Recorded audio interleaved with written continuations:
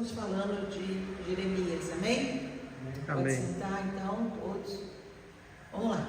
Jeremias 8, 18 a 22, que diz o seguinte, dando continuação à semana passada.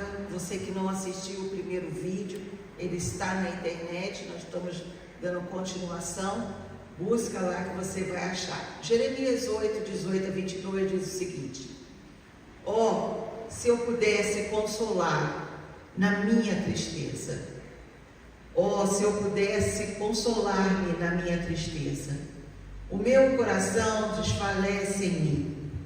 Eis a voz do clamor da filha do meu povo, da terra muito remota. Não está o Senhor em Sião, não está nela o seu rei.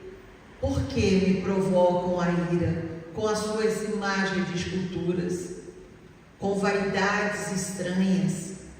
Passou a cega, findou o verão, e nós não estamos salvos. Estou quebrantado pelas feridas da filha do meu povo. Ando de luto, o espanto se apoderou de mim. Porventura não há bálsamo em Gileade, ou não há lá médico? Porque, pois, não se realizou a cura da filha do meu povo. Então, dando continuação, eu quero que a gente comece pensando o que nós estamos plantando. E vamos ler também Gálatas 6, 7, que diz o seguinte, Gálatas 6, 7. Não vos enganeis, de Deus não se zomba, pois tudo que o homem semear, isso também ceifará. E essa palavra, queridos, continua sendo extremamente real. Não vos enganeis, de Deus não se zomba, pois aquilo que o homem semear, isso também ceifará. A pergunta não é apenas o que eu estou colhendo, a pergunta também é o que eu estou plantando. Vocês já perceberam quantas pessoas querem mudar a colheita sem mudar a semente? É quase impossível isso, né? Como é que você quer mudar a colheita sem mudar a semente? Quem quer paz, né? Querem paz, mas plantam conflitos. Mas eu queria colher paz, pastor, então para de plantar conflitos. Eu quero colher confiança, então pare de plantar mentira. Eu quero colher uma família forte, então pare de plantar ausência. Quero intimidade com Deus, é o que eu quero colher, intimidade com Deus. Então pare de plantar negligência espiritual. Intimidade com Deus é uma coisa, negligência espiritual é outra coisa completamente diferente. Não dá para plantar uma coisa e colher outra. Querem autoridade espiritual, mas plantam desobediência à palavra. Cadê a autoridade? Mas sem obediência não existe autoridade. Querem bons frutos, mas continuam plantando sementes carnais. Mas pastor, eu quero outra vida. Todos nós queremos. Todos nós queremos. Eu quero outra vida, eu quero outra colheita, diferente da que eu já vivi, diferente do que eu já vi meus pais ali colhendo. Quantos lares a gente vê, sabe? Eu falei no outro vídeo, vou falar nesse, eu sou filha de um pai alcoólatra. Como que eu posso levar para dentro da minha casa bebida, se eu quero plantar uma outra coisa, se eu quero colher uma outra coisa para a minha vida e para a vida dos meus filhos? Glória a Deus. Se você quer essa vida, glória a Deus. Eu quero plantar outra coisa, glória a Deus. Mas aprenda, busque, ouça, leia a palavra, se posicione e comece um novo plantio a partir de hoje, para colher essa nova vida. Senão você vai ficar só tentando ou só querendo, mas nunca vai conseguir desfrutar disso. Vai ver na vida do outro, mas nunca vai colher na tua própria vida. A colheita, queridos, denuncia a semente. A colheita denuncia a semente. E essa verdade também é alcançada em muitas famílias. Nossas escolhas vão afetar não somente a nós, a família faz parte da nossa decisão. Eles também vão colher. Eles também vão colher. Você que é pai, você que é mãe, a decisão que você tomar hoje, nossos filhos vão colher. E nós vamos estar ensinando amanhã o que é filho hoje, amanhã é pai. E se ele continuar repetindo, assim vai por gerações. O pecado possui muitas consequências. Consequência de relacionamento, assim como eu já falei, futuras gerações. Então pense hoje o que você está plantando, pai. Analise o que você está plantando, mãe. Analise, porque vai refletir na tua família. Não tem jeito. Isso não significa que filhos sejam automaticamente culpados pelo pecado dos pais, mas que a gente vê, e é muito comum a gente ver, que somos nós repetimos os mesmos erros dos nossos pais, esperando que alguma coisa nova vai nascer. Porque é um novo tempo. Ué, mas se o plantio é o mesmo, por que a colheita vai ser diferente? A Bíblia deixa claro isso, que cada pessoa responderá diante de Deus pelos seus próprios pecados, cada um. Mas significa que as nossas escolhas podem criar ambientes, padrões dentro da nossa casa, e consequências que atingirão aqueles que vivem conosco. Uma decisão minha, uma decisão do pastor, uma decisão tomada junto da igreja, quantas vidas serão movidas? Influenciadas. Por isso nós precisamos ter cuidado com aquilo que plantamos. Ensine seu filho a plantar abóbora, esperando que ele se torne especialista em coco. É loucura. O que você está ensinando ele? Ele não vai ser especialista em outra coisa. Jeremias pregava para um povo, queridos, religioso. Voltando em Jeremias, ele pregava para um povo religioso. Ele falava, ele profetizava para um povo que tinha Deus como Senhor. Presta atenção nisso. Não estou falando de um povo pagão. Eu estou falando de um povo que tinha Deus como Senhor. E o profeta estava ali avisando a todo tempo. Então, como pode um povo que se diz pertencer ao Senhor e não conseguir ouvi-lo? Como é que pode isso? Mas a gente sabe que isso é possível a todo tempo. Porque eu sou da igreja X, eu sou da igreja... Você ouve ao Senhor? E ainda quero te fazer uma pergunta. Qual foi a última vez, qual foi a última palavra que você ouviu do Pai? Que você sentou, você ouviu, você tomou como verdade, você buscou na tua Bíblia. Então, como pode um povo que se diz pertencer ao Senhor e não conseguir ouvi-lo? Ou mesmo ter um coração dividido? Como é que pode isso? Vou, não vou, faço, eu não faço, não estou com vontade, Um coração dividido. Jeremias não estava pregando para um povo ateu. Não estava falando simplesmente com um povo pagão, um povo estrangeiro, não. Ele estava falando e tratando com gente religiosa, gente que frequentava templo, gente que conhecia as escrituras, gente que celebrava as festas, gente que fazia sacrifício, que levava sacrifício ao templo, gente que jejuava, gente que cantava, gente que dizia se pertencia ao povo de Deus. E tudo isso vai ficando cada vez mais sério. Tudo isso. Porque não é somente ler o que Jeremias falava no tempo dele. Você vê que é muito parecido com o nosso tempo. Porque há aí um perigo espiritual, queridos. E aí quando a gente fala de perigo espiritual, parece que está só lá fora. Não vem só lá de fora, não. Os que estão lá fora, você sabe como responder. Que estão lá fora, você conhece a cegueira, você sabe como tratar. Você tem até maior paciência, porque eles não conhecem a Deus. Agora, e os filhos? E os da casa? E aqueles que já dizem ser? Aqueles que pertencem? Mas quando está dentro, e você nem ainda percebeu, que os cultos para você não tem mais o mesmo significado, que o seu culto passou a ser só mais um culto. Não existe mais choro, não existe mais arrependimento. Você já sabe o que vem depois. Agora vem oferta. Agora, se fosse aqui, né? Se você pertencer à nossa igreja, agora o Gabriel vai cantar. O Gabriel é que conduz o nosso louvor. Agora o Gabriel vai cantar, agora a pastora vai falar, agora é a vez que alguém vai tirar a oferta. Você já sabe o que vem depois.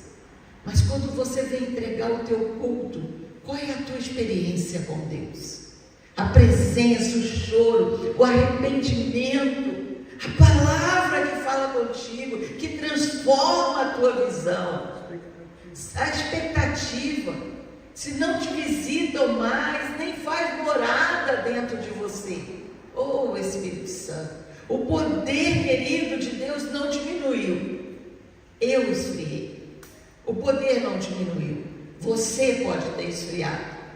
Você pode ter congelado. E eu quero te dizer, vamos nascer de novo hoje? Vamos nascer de novo, porque é preciso nascer de novo. Abrir mão de títulos e voltar a ser aquele novo convertido, cheio de alegria, cheio de paixão, que quer ouvir a palavra, que tem prazer na palavra de Deus, que quer ler, que chora ao ler a palavra. A emoção, o filho com saudade de se encontrar com o pai. Como é que você sai de casa para vir ao culto? Você ainda tem esse coração do filho que tem saudade, sabe que vai encontrar com o pai? Às vezes, quem está morando aí é o irmão mais velho. Aquele lembra dele, do irmão mais velho, do filho pródigo, que se perdeu dentro de casa? Às vezes ele está morando aí, está dentro do teu coração. O perigo não é apenas quando você encontra alguém que nunca ouviu falar de Deus, ou não conhece o que é intimidade com Ele. Existe também, queridos, o perigo de alguém que já ouviu falar de Deus durante anos e ainda assim nunca se rendeu verdadeiramente ao Senhor. É tão fácil a gente dizer o Senhor, né? O meu Salvador. Mas no tempo de Jeremias olhava e profetizava a Judá. Hoje no nosso tempo, você que está assistindo, hoje eu também estou profetizando na tua vida um tempo novo, um nascer de novo, um entregar ali na mão do Senhor o teu coração, o teu arrependimento, o teu pecado. Uma coisa é alguém vir denunciar o meu pecado, outra coisa sou eu chegar e entregar ao Senhor o meu pecado. Nós temos tanto por que chorar na presença dEle. Nós não podemos entrar e sair da mesma forma e achar que isso é culto. Jeremias olhava e profetizava a Judá. Judá possuía religião, mas distante do Senhor. Possuía templo, mas estava perdendo a comunhão. Possuía cerimônias, mas faltava ali arrependimento. Possuía conhecimento, mas faltava obediência. E essa é a advertência que eu, igreja, preciso ouvir. Não é o templo, não é as paredes, sou eu, é você, que a gente precisa ouvir e tomar de volta. Tomar o que, pastora? A presença, a comunhão, o arrependimento, a obediência. Se ajoelhar de novo e dizer: Senhor, toca no meu coração. Eu não quero ser mais um na minha geração, mais um que ouve, mas não muda, mais um que ouve, mas não tem transformação, mais um que ouve, mas esquece, é logo roubado, logo ali. Porque Jeremias falava que, olha, nós podemos cantar, mas cadê a nossa adoração de verdade? Nós podemos pregar, mas cadê a nossa vida? O viver aquilo que pregamos. Podemos conhecer versículos, né? Sem conhecer o coração do Deus da palavra. Podemos frequentar cultos e continuar alimentando pecados ocultos. Podemos aprender a linguagem da igreja sem experimentar a transformação do Evangelho. E essa é uma das coisas mais perigosas, queridos, da religião, que é só mais uma religião. O Senhor não te chama para ser mais um. Ela pode criar aparência de saúde, é o que o Senhor falava através da boca de Jeremias. Eles pensam que estão curados. Ela pode criar aparência de saúde em uma alma que precisa desesperadamente de um tratamento sério. A igreja hoje precisa de um tratamento sério, queridos. O maior perigo não está somente lá fora. A gente fica olhando para o lado de fora e fala, o perigo está todo lá fora. Não, não. O maior perigo está dentro da igreja que está sem Cristo. É só uma reunião de amigos. Nós viemos, tomamos o nosso café, tomamos o nosso lanche e vamos embora. Esse é o maior perigo. Porque a gente acha que a gente não precisa de cura, que a gente não precisa de arrependimento. A nossa obediência vai até a página B. Ao ouvir a palavra de Deus, querido, sem submissão a ela, muitas vezes nos causa incômodo, irritabilidade. Eu não volto domingo. Irritabilidade, choro, vergonha do ato, que antes era tão normal. Eu estava no mundo, isso era normal para mim. Mas quando você ouve a palavra, há um incômodo no teu espírito, há um incômodo em você, há um choro genuíno. Nós somos libertos de coisas até que nós nunca pensamos nem pedir para ser. Eu nem nunca pedi para ser liberta disso. Não, eu estava achando até legalzinho, mas aí vem a palavra, a transformação, o peso sobre mim, a presença que me faz chorar. Mas o chamado, a palavra, nos chama para entregar, para a gente se entregar como um todo, e tudo, é todas as áreas da nossa vida. Não, eu vou entregar, mas isso aqui não toca, não existe. Não existe, desculpa, mas não existe. Quando Ele te chama para um todo, é todo. Não significa que estar fora da igreja seja algo irrelevante. Não é isso. Quem está lá fora também precisa de muita misericórdia. E como igreja a gente está sempre orando e precisa orar. Mas estar dentro precisa gerar mudanças.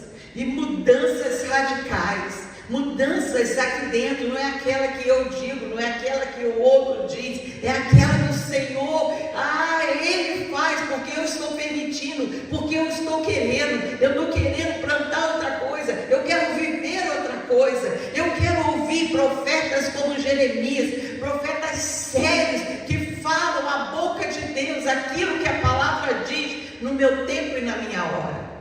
A comunhão da igreja é uma realidade fundamental, queridos, na fé cristã. Não vem dizer eu sou cristão lá fora, eu sou cristão lá em casa. A comunhão da igreja, isso é fé cristã. Jesus confrontou pessoas religiosas, queridos, que conheciam as Escrituras, mas não conheciam o próprio Messias. Nicodemos era religioso, Saulo era zeloso, os fariseus conheciam as leis, mas o Evangelho mostra que conhecimento religioso por si só não produz novo nascimento. Você está pronto para nascer de novo? Hoje é quarta-feira, domingo próximo, com certeza você terá culto na tua igreja ou mesmo aqui na nossa. Nós estamos aqui em Braga. Teremos cultos aqui às 10 da manhã, mas que coração que você vai chegar? Se essa palavra chegou até você, que seu coração hoje seja transformado, que você coloque expectativa. Por quê, pastora? Porque o Senhor continua dizendo, necessário é nascer de novo. Você saia de casa para nascer de novo, para ser confrontado, para viver João 3,7. O problema do homem não é simplesmente a falta de informação. Quantas informações nós temos?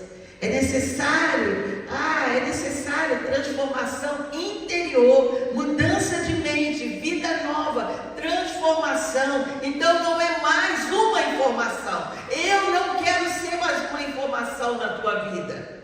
Eu quero ser testemunha da tua transformação, do seu rasgar o teu coração. Não precisamos apenas de mais uma informação religiosa. Precisamos da obra-prima de Deus em nossa vida, na transformação que irá transformar outras vidas, porque aquilo, quando vem a abundância de Deus, não é somente para a nossa vida, e vai, toma de beber, toma de mim, e assim vai. O que você tem entregue? Pastor, meu copo está pelo meio. Como é que a gente pode viver assim, mediante um Deus tão rico e tão grande? Quando a religião mantém somente a aparência, perde-se a essência da vida. A nossa vida precisa ter essência de novo, essência verdadeira, essência de Deus. Senão nós estamos aqui só perdendo o nosso tempo. Se a minha vida, se a minha casa não tiver a essência, eu só tenho a aparência. Imagine Jerusalém. Vamos para Jerusalém? Coloca aí, João, a imagem de Jerusalém. O templo está ali, os sacerdotes estão trabalhando, as cerimônias continuam, as pessoas estão ali trabalhando, a rotina da casa, da vida, visivelmente tudo parece funcionar. Mas aí quando você busca o Senhor, o coração de Deus, o que o Senhor está dizendo? Existe uma ferida. Existe uma ferida. A máquina religiosa continua funcionando, mesmo quando o coração já não está funcionando corretamente, mas a máquina continua. E talvez seja por isso que Jeremias seja tão necessário ainda nas igrejas atuais, ainda no nosso tempo. Ele nos obriga a parar e a perguntar: como está o meu coração? Como está o teu coração? Ele não está perguntando, e nem eu estou perguntando, como está a tua aparência. Pastor, emagreci, tomei um manjado, agora estou legal. Não é isso que importa. Como está o teu coração, crente?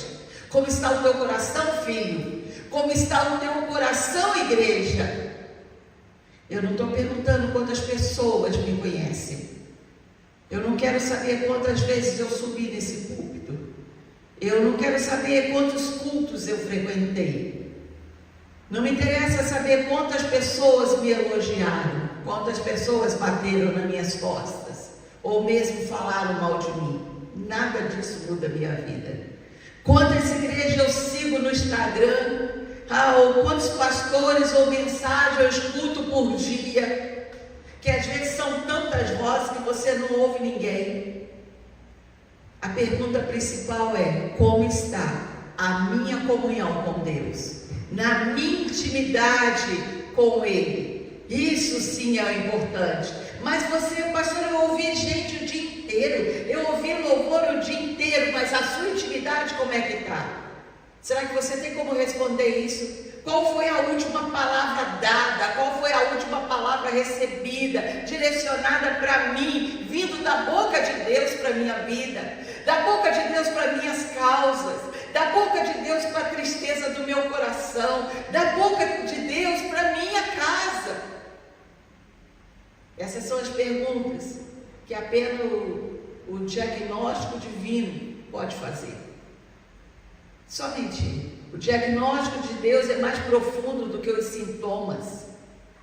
O povo, eles estavam muito bem, mas Jeremias dizia: não, vocês estão doentes. O homem costuma tratar sintomas e se preocupar apenas com esses sintomas. Eles querem tratar os sintomas. Eu fui numa avaliação essa semana e o rapaz falou assim: tá doendo aqui? Aí eu falei: sim, o braço aqui é que dói. Ele falou: então o problema é aqui atrás. Eu falei, não, é aqui que dói. Sim, mas aí o problema vem daqui. E Deus é assim, queridos. Ele trata a raiz. Eu e você, nós queremos o nosso sintoma, suma. O Senhor quer tratar a nossa raiz. Nós dizemos, eu estou cansado. Aí o Senhor, cheiroso, o meu amado, ele pergunta, por que a sua alma se afastou de mim? Não, Senhor, só estou cansada. Por que a tua alma se afastou de mim? Lembra do primeiro amor? Cansado ou não, você estava aqui. Você me buscava. E nós dissemos, minha família está em crise, meus filhos estão em crise. E o Senhor está perguntando, o que precisa ser restaurado no seu coração? Não, o problema é o seu coração. Nós dizemos, minha vida perdeu a paz. E o Senhor chega, o cheiroso, o amigo, perguntando, quando é que você deixou de confiar em mim? Porque se não tem paz, queridos, tem medo. Se não tem paz, tem medo. E aí ele pergunta, quando você deixou esse medo entrar? Quando foi que eu deixei de dar a última palavra na tua vida? Quando foi que eu deixei de agir sobre a tua vida? Humanamente falando, eu sei, isso é comum. Mas eu preciso me lembrar. Eu preciso me lembrar a quem eu sirvo, a quem dirige a minha vida. Nós queremos resposta rápida. Sim, eu também. Transformações profundas, mudanças alheias. Não, nem preciso tanto, mas se o Senhor mudar fulano, para mim já está muito bom. Mas Deus quer transformar profundamente eu e você. Sabe qual é o maior problema? Somos nós mesmos. Deixa o Senhor cuidar de você.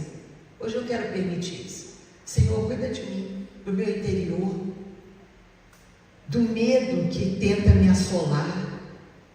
Deus quer nos mudar, queridos. Estão preparados para isso?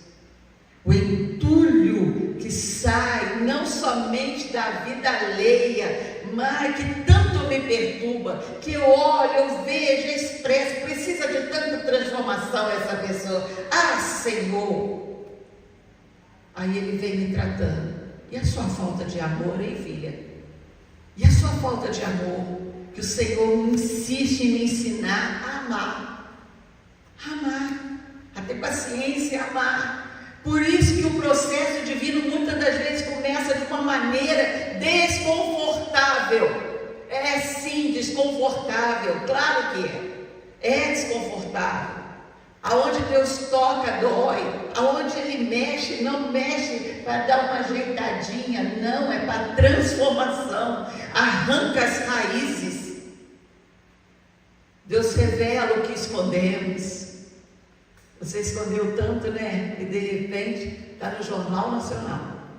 Está lá, estampado na manchete. Senhor, eu já escondi isso por tanto tempo. Deus confronta o que passei a vida inteira justificando. Porque todo mundo pode aceitar a Ele somente a verdade. Deus chama pecado pelo nome. E tudo isso tem um nome. Mas pastora, para quê? Para me envergonhar? Não, é por misericórdia. Quando Ele vem nos limpando, botando isso tudo para fora, tratando as nossas feridas.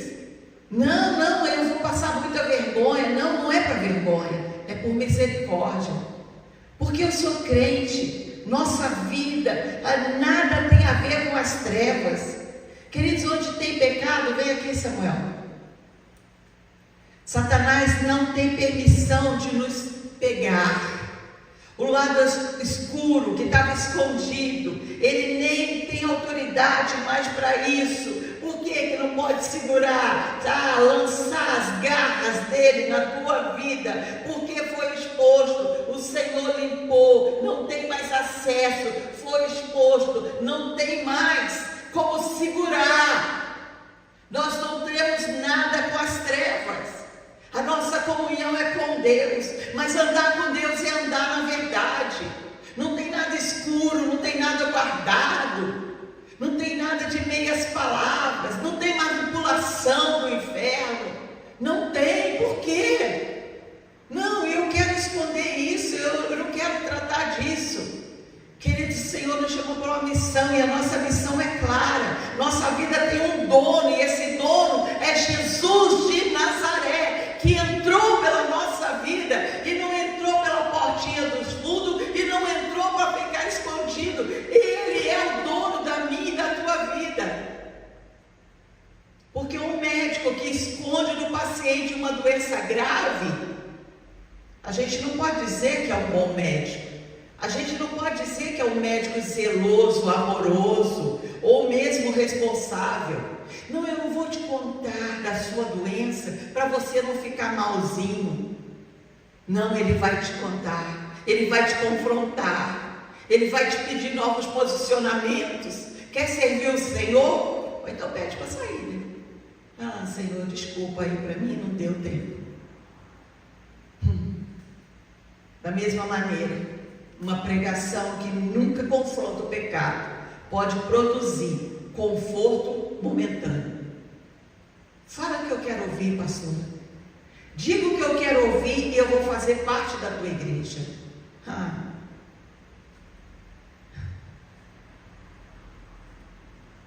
Que o Senhor me livre disso. Que o Senhor me livre disso. A gente quer produzir, junto com o Pai, cura para a minha vida e para a tua vida. Libertação para a minha vida e para a tua vida.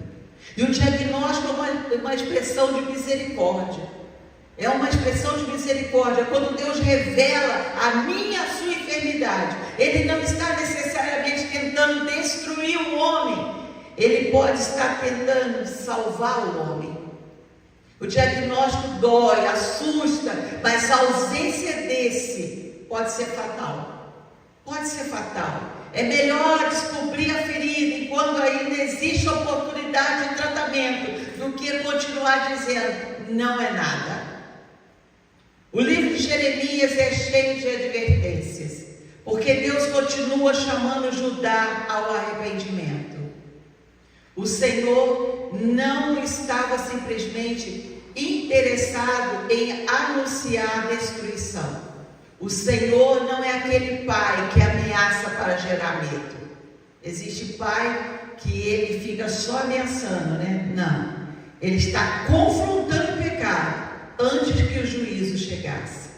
Não peça misericórdia em tempo de juízo.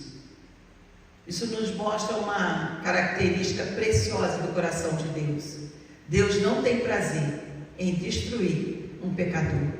Ezequiel 33:11 declara: tão certo como eu vivo, diz o Senhor, não tenho prazer na morte do perverso, mas que o perverso se converta do seu caminho e viva.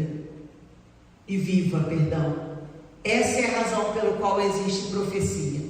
Essa é a razão pelo qual existe advertência. Essa é a razão porque existe pregação. Essa é a razão pelo qual Deus ainda confronta pecado.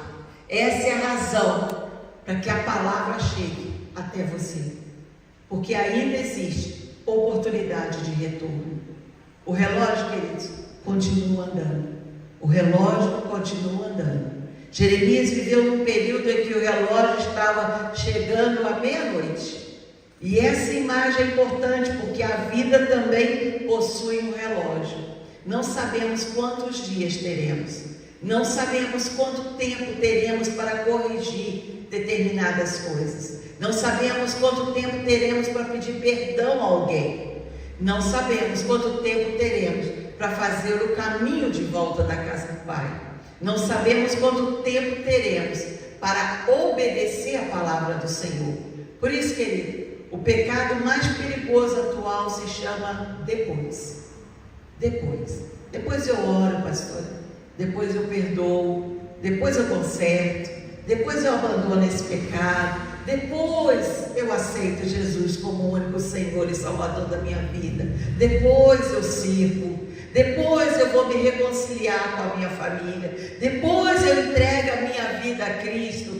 Mas a Bíblia, ela insiste na urgência do presente. Hebreus 3,15 diz o seguinte: hoje, se ouvires a minha voz, não endureça o teu coração, Hoje, não amanhã, hoje. O inimigo não precisa convencer ninguém dizendo, nunca vou me arrepender. Às vezes basta convencer você a dizer, ainda não é tempo. Não posso terminar, queridos, esse vídeo, esse nosso encontro, sem fazer uma pergunta a você. Antes de chegar ao bálsamo, preciso parar diante desse diagnóstico. Então faça essa pergunta a si mesmo. Qual a verdadeira doença da minha alma? Qual a verdadeira doença da minha alma? Não estou lhe perguntando qual é o problema da tua igreja. Não quero saber qual é o problema do teu esposo. Não quero saber qual é o problema da tua esposa. Não quero saber qual é o problema dos seus filhos. Eu não estou lhe perguntando qual é o problema do teu pastor. Eu não quero saber qual é o problema da sociedade. Qual é a doença da sua alma? Qual a doença da tua alma? E essa pergunta exige muito coragem para ser respondida e fidelidade na resposta, porque é tão fácil diagnosticar o problema na vida dos outros e a gente esquece de olhar para a nossa própria alma. Difícil mesmo é permitir que o Senhor nos examine. Olha como que Davi orou. Salmo 139, 23 e 24. Sonda-me, ó Deus, e conhece o meu coração. Prova-me e conhece os meus pensamentos. Vê se há em mim algum caminho mau e guia-me pelo caminho eterno. Esse é o espírito que precisamos levar a cada encontro que você tiver com Deus. Cada vez que você sair de casa para buscar o Senhor, sonda-me, Senhor, e vê se há em mim algum caminho mau. Não vem apenas procurando uma palavra para outra pessoa. Essa palavra é para fulano, essa palavra é para mim, essa palavra é para você. Não vem apenas procurando uma palavra para você pregar para alguém, mas pregue para si mesmo. Venha se permitindo que a palavra te encontre. Não venha apenas procurando remédio. Venha muito disposto a aceitar o diagnóstico que o Senhor te der. Porque talvez a pergunta de Jeremias não seja apenas, existe bálsamo? Talvez antes disso, Deus esteja te perguntando, você reconhece que está ferido? Você reconhece que está ferido? Há um bálsamo em Gileade. Há um bálsamo na casa do Senhor, esperando por você.